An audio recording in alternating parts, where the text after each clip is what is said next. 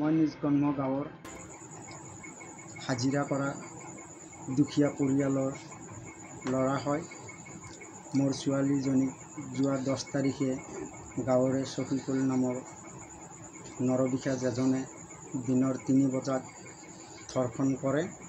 কৰাৰ পাছত মোৰ ছোৱালীজনী ৰাতি আহি মোক ঘৰ আহি পোৱাৰ পাছত ছোৱালীজনী মোক অৱগত কৰে।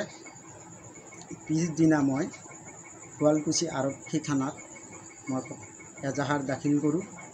এজাহাৰ দাখিল কৰাৰ পিছত 10 তাৰিখে এজাহাৰ দাখিল কৰিছোঁ, কিন্তু আজি 20 তাৰিখ আহি গ'ল। এতিয়াক দিলে সেই নৰবিশাজজনক আৰক্ষীয়ে কোনো ধৰণৰ বিহতি ব্যৱস্থা লোৱা নাই বা তেওঁক গ্ৰেপ্তাৰ কৰিবলৈ সক্ষম হোৱা নাই।